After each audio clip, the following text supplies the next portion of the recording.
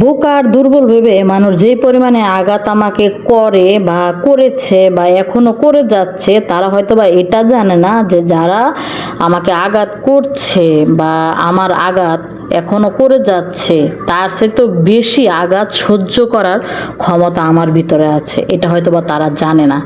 তো যাই হোক, যারা করতেছে করে যাক, তাদেরকে আল্লাহ মুখে আরও কিছু শক্তি বাড়িয়ে দেখ আমাকে।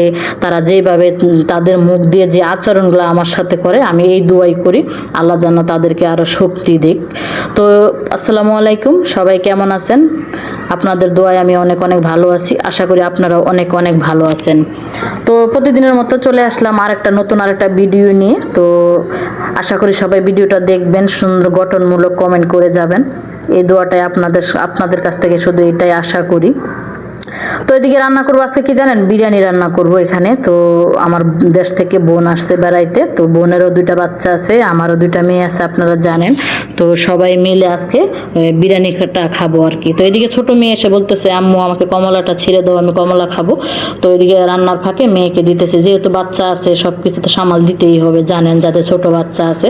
তো এদিকে দেখেন আমি বিরিয়ানির মাংসটা ওই চুলায় বসাই দিছি, আর এদিকে আমি চাউলটা কষাই নিতেছি। আসলে কি, বিরিয়ানিটা রাঁধতেছি তো হঠাৎ করে দেখেন কার রিজিক যে কার ঘরে লেখা আছে এটা কেউ বলতে পারে না। দেখেন আমি যে বিরিয়ানিটা রান্না করতেছি আমাদের উদ্দেশ্যে নিয়ে আমি রান্না করতেছি।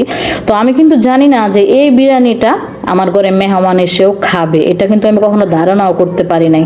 আসলে ওনার রিজিক আছে হয়তো বা তাই আসছে। হঠাৎ করে আমার শ্বশুর চলে আসছে দেশ থেকে। তো আসার পরে আমি এই অল্প সময়ে কি আর আয়োজন করব, তো সময় হাতে নাই। তো আমি এই বিরিয়ানিটা রান্না করছি। তো ওইটাই আমার খালা শাশুড়ির সাথে আসছে, বিরিয়ানিটা খাইছে। তো সময় কিন্তু আমাকে বেশি দেওয়া হয় না, মাত্র 10 থেকে 15 মিনিট আমার ঘরে ওনারা সময় কাটাইছে। তো চলে গেছে, যেহেতু ওনাদের সাথে আমাদের একটু রাগারাগি চলতেছিল। তো আমার শ্বশুর আসছিল আসলে টাকার উদ্দেশ্যে, ছেলের কাছ থেকে টাকা নেবে। দেখেন বাড়ি দিবে না, ঘর দিবে না, জায়গা দিবে না, কিন্তু ছেলের কাছ থেকে ওনারা টাকা নেবে, এটাই হচ্ছে ওনাদের দাবি।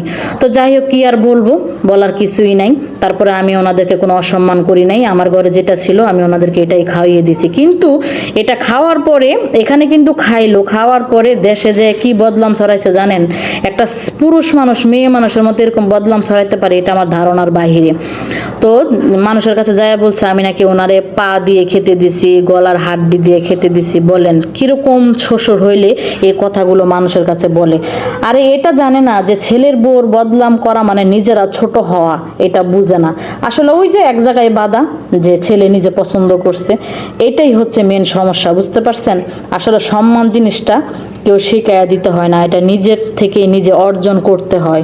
যাই হোক, এগুলো কষ্টের কথা বললে অনেক কিছু বললে শেষ হবে না। দেখুন তো এখানে কোথাও মুরগির পা পাওয়া গেছে বা গলার হাড্ডি পাওয়া গেছে কিনা। আসলে যার ইমান যতটুকু সে ততটুকুই বলবে, এটা নিয়ে মন খারাপ করিও না। তো সবাই ভালো থাকবেন, সুস্থ থাকবেন। এখানে ভিডিওটা শেষ করবো। আল্লাহ হাফেজ।